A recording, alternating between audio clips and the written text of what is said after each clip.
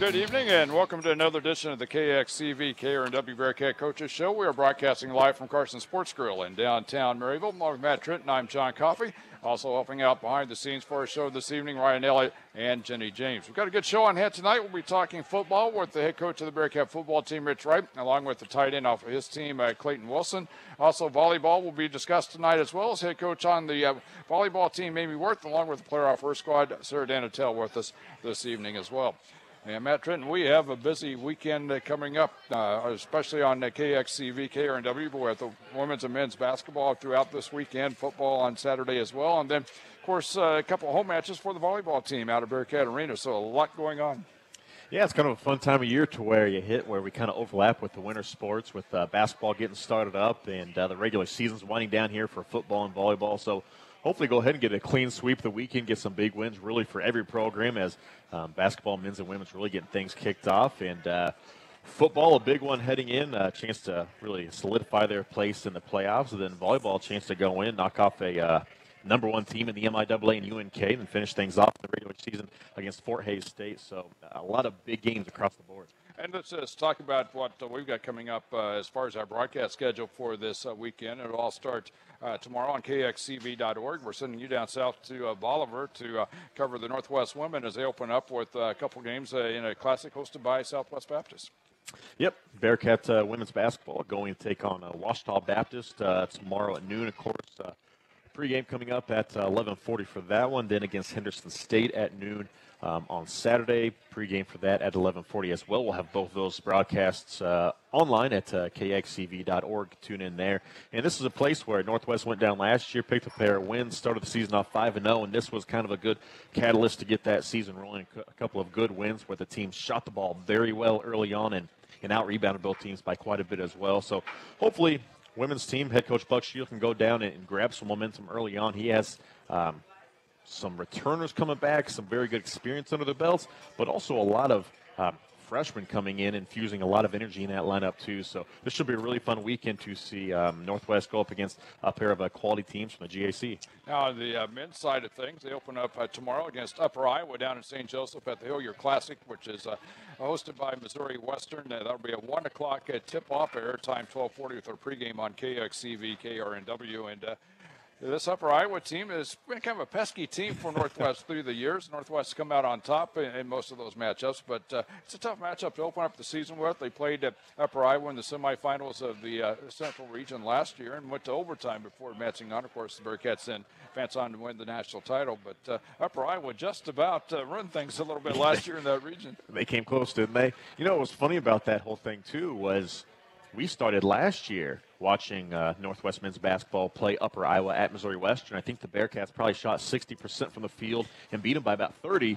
And Coach McCollum was very respectful going in, saying this is a good Upper Iowa team, and we see the Bearcats destroy them. And we knew Northwest was going to be good, but we kind of thought Upper Iowa was just a good team to pound on early in the season. Then you see them come back and nearly beat Northwest on their home floor in the NCAA tournament. So that was a team that made huge strides last year, and I'm sure they're hoping for the same thing and make more strides as they play Northwest in St. Joseph again coming up tomorrow. But that should be a fun one. You know Northwest won't be taking them lightly this time. Oh, no doubt about that. And they've got another game scheduled in on Sunday. Northern State out of the Northern Sun comes in, and they'll face off at noon on Sunday down at the Missouri Western Fieldhouse as well. So an opportunity to get a couple games in against a couple quality opponents this weekend on the men's side. And sandwiched in between that on Saturday, a busy day as well. Again, you've got women's basketball down in Bolivar, and then we've got the Bearcat football game with a 1 o'clock kickoff. Airtime is 12 noon with all the pregame activities from Spratt Stadium down in St. Joseph. Big matchup between Northwest and Missouri Western, and probably a little bit bigger than what might have been anticipated, but right now Northwest situation when they're in as far as going into the NCAA Division II playoffs. There's a lot riding on this game every year. You just kind of throw the records out, playoffs, conference implications, everything just kind of goes out the window. You expect a really good football game and both teams to crank it up just a little bit because both sides don't like each other too well. You don't see too many Griffin fans here in Maryville. Sometimes you don't see too many Griffin fans in St. Joe either. But it's always a little bit more hostile going down to Spratt Stadium for that one. Now you throw the fuel in the fire to where the Griffins know you beat Northwest. You have a chance to knock them out of the playoffs, and the Bearcats playing for their postseason lives. So this will be one with a lot riding on it. And turn up the intensity factor just a little bit. I think it'd be great to see Northwest come out and start fast in that one, and really put the hammer on, build up some of that confidence heading into the playoffs. But, going against the Griffins in the rivalry game, it's never going to be quite that easy. Yeah, Bearcats coming off a couple tough losses going into this matchup, but really it appears that things are looking good as far as going into this game, so it should be a heck of a battle on Saturday afternoon. Yeah, it really should. And you kind of saw things get going late for the offense there against Fort Hays State, and the defense has been phenomenal all year, so just kind of pick up where things left off there, and hopefully get some momentum going. And we got volleyball coming up next that we'll be talking about, but they've got a couple good matches as we talked just a bit about as well this weekend at Bearcat Arena. A good chance to see the volleyball squad as they wrap up the regular season this weekend. Yeah, 10-6 in the MIAA, and a chance to get a couple more, and really took care of business just last weekend against Missouri Southern and Southwest Baptist, a pair of teams we saw them beat at Bearcat Arena here early on in the year, and taking care of business is half the battle. Now it's a chance to go out and take down Nebraska Kearney, who's had a phenomenal season, 29-2 overall, and that would be a nice feather in the cap to have as you head into the postseason. Again, when we come back, we'll talk volleyball. Amy Woerth, the head coach of the Northwest volleyball team, with us. We'll talk with Amy right after this timeout on the KXCV KRNW Bearcat Coaches Show. Welcome back to the KXCV KRNW Bearcat Coaches Show. We're broadcasting live from Carson Sports Grill in downtown Maryville, and time to continue talking volleyball. Here's Amy Woerth joins us, the head coach of the Northwest volleyball team. And Amy, coming off a good weekend, a little trip down south to Bolivar and Joplin, and a couple good wins for you. Yeah, it was good to see our players, do well in a fifth set. I think from the standpoint of Missouri Southern, they played a really good match. Offensively, if you look at some of the numbers, they were hitting at a very high clip and matching us with what we were doing. And I didn't feel like we had a good fourth set. And so usually what has happened when we've been in our fifth area is if we struggle in the fourth, you wonder what is going to happen in the fifth with the momentum. And I felt like our girls did a great job of turning around in the fifth and putting a performance together that I felt like was an aggressive performance, and they wanted it. And it was great for them to be able to pull that out. I think especially, like I said in the huddle, this is where we're meant to be, to get one of these underneath our belt as we go into the postseason. I think that will help our confidence. What are some of the things that are important as far as turning around a match like that when you like you say, you struggled in the fourth set, then to come back and get that aggressiveness going again in the fifth? Yeah, I think it's just about how our hitters are running their routes, what they're seeing. More than anything, what you always want to see in any athletics when it's a team sport is just how well you're working together. I thought in the fourth our serve receive broke down a little bit, so we talked about some of the things they were challenging with, they were challenging us with, and more than anything it's about getting out to a lead in the fifth and really just making sure that you're showing them from point one that they're not going to get to 15 first. So I felt like our girls played with a lot of confidence, and I think that showed. And prior to that, the night before, it was Southwest Baptist in Bolivar. He went in 3 sets there, took care of business against a team that is important to take care of business with. Yeah, I mean, it's one of those things, and I say this, is that you don't tell them from a coaching perspective that you need to win it, because then inevitably they get tight. But in your brain, it's like, this is a team you need to take care of. But from our standpoint, we really like to focus on the process. But walking in there, those are the types of matches that, like I said, from a coach's perspective, that sometimes you don't know what they're going to bring. Teams that have lost and aren't winning, you have to break them with their spirit and be consistent. So that's what we like to focus on. But it was good to see them be able to take care of business and, from point one, they made their presence known that they, SBU wasn't gonna be, in the matches at all or in the sets, and I think they did a great job with that. Yeah, I think matches like that, it's important that first set takes on a little bit more importance, doesn't it? Yeah. I mean, just the first five points of every single set. The same thing can be said about the third set. We're going to take care of the third set and be done. We're not going to mess around with them and show them that they can even get back in it. So I thought it was good from our girls' perspective. They knew they needed to do it, and they got the job done. Well, you have a little momentum coming into this final regular season weekend here. A couple good matches at Bearcat Arena. The first one coming up, Nebraska Kearney, nationally ranked team there. Just kind of talk a little bit about the NK match. We went down to UNK and went 4 with them. Took a set away from them. You know, from the standpoint of us being able to match up well with them, I think it is a good matchup. They have a pretty high offense. You know, we can get hands on a lot of their balls to be able to slow them down offensively. They don't necessarily do anything super tricky. They're just a very solid team. For us, I wanted to have a better offensive performance when we were down there. They only hit 170, which is way below their season average. And so for us, if we just take care of our offensive side, which I think you watched, you know, us as we've been going through the last piece of the season, you know, we're continuing to trend towards less and less errors. And I'm excited to see a match put together from the standpoint of the errors and you know, keeping them low against another team that does it. That's the pressure they put on you. And I think that we've continued to grow throughout the season. Like I said, I'm just excited to see as we grow here at this last piece what it's going to look like tomorrow. Do you feel like you're peaking at the right time going into this final regular season weekend? Yeah. I mean, we've talked a lot about that as a staff. We talked about giving players rest. You know, I had a goal going to the season that I wanted to give them more rest. And we actually took some days off this week because I thought it was important. We've gone through a little bit of a stretch. In 14 days, we had 6 matches. So I wanted to have them rest going into the last week because we turn around next week and play Tuesday. So it was a big time for us, and I think the peaking has to do more with the mental piece, and you know, your body starts breaking down, and if there's any way that we can give them rest and not go as long, you know, in practice and have the right feel walking in, I think that's a big piece of it. So I'm hopeful that we're peaking at the right time because we have found a lineup that I feel like is pretty consistent. We have options out of that lineup, but it's taken us a while to get there. So we need this part of the season to play our best. I want to keep playing, obviously, to go as far as we can go, but I feel like the best, like I've said a lot, is the best is yet to come with this group.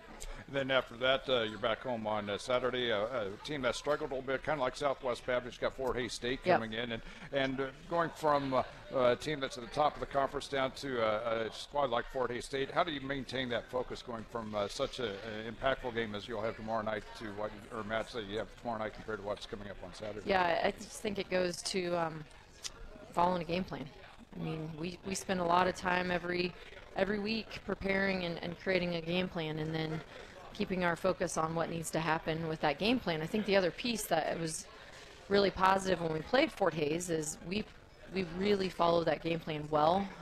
We went at, you know, a certain player in a certain area of the court, and it worked. And so, you know, not that it's going to be replicated perfectly, but we'll find another way to continue to do our game plan at that level. And I think that confidence walking in will be helpful, and being at home will be helpful. But the other piece of it is senior night, and I think that's always, you know, a very meaningful night for all of us to get up to get the win for our seniors, and to be able to, you know, finish the home stance with a good win. All right, that's Amy Woerth, the head coach of the Northwest Missouri State volleyball team. Again, they've got matches this weekend, tomorrow and Saturday at our Bearcat Arena. Stay tuned. We've got more coming up on the KXCV KRNW Bearcat Coaches Show right after this timeout from Carson Sports Grill in downtown Maryville. And welcome back to the KXCV KRNW Bearcat Coaches Show. We're broadcasting live from Carson Sports Grill in downtown Maryville as we continue to talk football. Big game coming up this weekend between Northwest and Missouri Western. But before we talk about that, as we're joined by the head coach of the Bearcat football team, Rich Wright, let's go back to last Saturday a little bit. And just one of those games we ran out a little bit of time there at the end. Yeah, we did.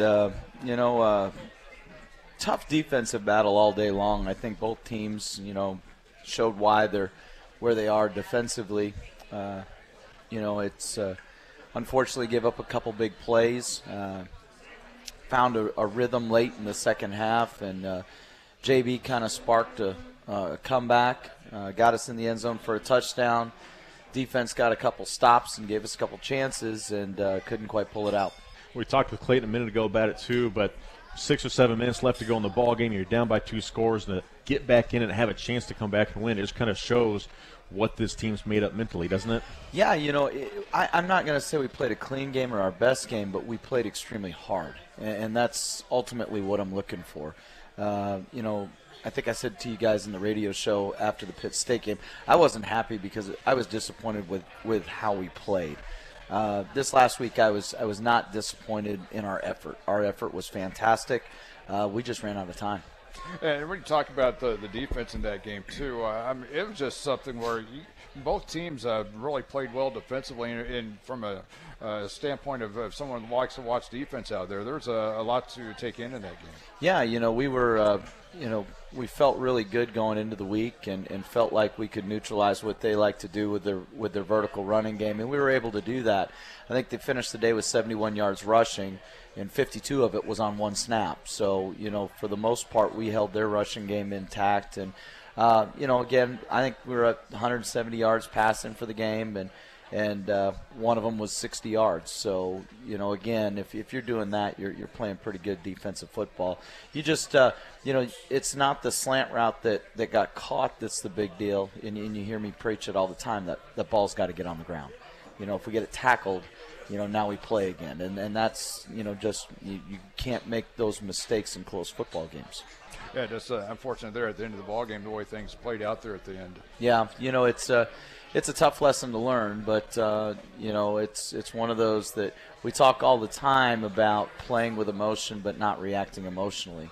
And I don't, it's a tough deal. It's his brother, and it's, but you can't, at that moment there's nothing that you can do. And so you have to understand it, and you have to keep your composure, and it's just part of it's just one of those life lessons that unfortunately we had to learn the hard way. And there's obviously a lot of football teams that would like to be in your place going into this final regular season game of the year, where you've got a chance to really master your own destiny here and what takes place. Yeah, again, it's and we talked to the team about this as well. You look at Hayes and you look at some of the regional teams, and obviously we have familiarity with a lot of them, and we feel like if we can start to trend and do the things that we want to do, that we can make some noise coming out of this region. Rich, again, it's Missouri Western week, a big matchup always, regardless of where the teams are in the standings, but it's always a fun rivalry with the Griffins. Yeah, it's one of those games that the schools are 30 minutes apart, and it's always a big rivalry game, and you always know you're going to get their best, and hopefully it brings out the best in us as well. So used to seeing them led by Jerry Partridge for so many years. Now head coach Matt Williamson played there, coached there. Do you know much about Coach Williamson, or even have a relationship from prior when he was a coach there? I know him a little bit, not much. I know kind of where he's been, and we've kind of been around similar circles, but I don't know him real well. I know he played for Jerry. Got to meet him a little bit at the off-season MIAA coaches meetings this spring. Went to media day and didn't, we were on kind of opposite ends, so I didn't get to visit with him much, but know of him. I know he was at Central Arkansas for a while and then down in Texas, and kind of like me, more of a defensive background, and that's about it, I guess. What do you see out of Missouri Western this year that might be different from previous years? I think the first thing is that they're running some option style offense, and that's not something that they were doing before. They're playing 3 different quarterbacks at different times, and you're not really sure which one you're going to get, but they're running the football well, and that starts with the Marino kid and some of the stuff. They're running the read zone concepts and doing stuff like that. They're doing some fly stuff. They're doing a lot of misdirection. They've got a good offensive line. The last few years they've really had good offensive lines though. So I would say the option stuff, and then defensively, they're 4-3 and run some double eagle stuff. Play a lot of man coverage. So that's kind of what they look like. What are some of the keys that you see to this matchup Saturday? We got to win up front on the defensive line. I feel like they have a good offensive line, but we have a pretty good defensive line too. We've got to neutralize the vertical gaps. Their kids, if we can get them to bounce the ball, I think it creates an advantage for us. It really kind of depends on what quarterback we see in the game. That'll kind of indicate what they're going to do. When Skylar's in there, they tend to throw the ball a little more. With Marino in there, they tend to run the ball a little more. And so we've got to almost have 2 separate game plans for that. flip it over on the other side of the football. We're going to get a lot of man coverage. We feel like that, we've just got to be able to establish the line of scrimmage, run the football some, and then create some plays off of play action where I think we can take some shots and get over the top. When you know how they're leaning with their play calling with Marino in there, can you cheat safeties up a little bit, or is that too risky with the chance of taking over the top? We tend to just play what we play. Honestly, we play our front, fairly heavy, and try and neutralize the inside gaps. And so when the ball does spill out, that allows our safeties to fit down, which that allows them to be a little slower reacting, so that they don't have to insert right away. Helps you a little bit on your play action pass stuff and some of those hard in the belly run looks where they take that shot over the top. When you play a game like this with two nearby rivals, you're going to see a lot of green in the stands, even though it is down in St. Joe. How much fun is that, and the way that adds to the atmosphere? And obviously, Northwest travels well anywhere that you go on the road, but just to have just a few more people in green in the stands on this road. It was awesome. I actually remember the last time we were down there, and I think if we didn't have as many people as they had, we had more. It was unbelievable. They had the new bleacher section over there. And we walked out in the pregame, and it was packed. And it's so much fun. And I don't think that the community understands how much it means to our kids that they do travel so well and that they get to know them. I love that personal feel, and I think some of that's the on-the-field stuff after our home games, and where people in the community get to know our kids and get to know, what they're about. And so it's just we recognize how blessed we are to have the support we have in this community. And it really feels like it stretches when you get up into, some of those small towns up in Iowa. You stretch down into St. Joe, Kansas City with how Bearcat Nation goes. And I joke with John, but you drive down the road in St. Joe, you see more Bearcat flags than you do Griffin flags. Oh, no doubt. I mean, it's like 10-1 ratio. No doubt. Well, it's funny. Anytime I go to Kansas City, you see the paw everywhere, on the back of cars. It's just amazing to me. We always talk about the power of the paw. And whenever you're driving around, basically from here to Columbia, I'm out on the road recruiting and I'm counting paws. I get pretty high sometimes too, depending upon how long I'm out there for. So it's funny, some of those playoff road trips, like up to Minnesota or something. You're driving down the interstate and a paw goes by and you see someone like waving real big. You're like, oh, there's another. Absolutely, absolutely. All right, Rich, thanks a lot for being with us. Hey, thanks so much, guys. Have a good night. All right, West Missouri State women taking on Washita Baptist in Bolivar, home of Southwest Baptist.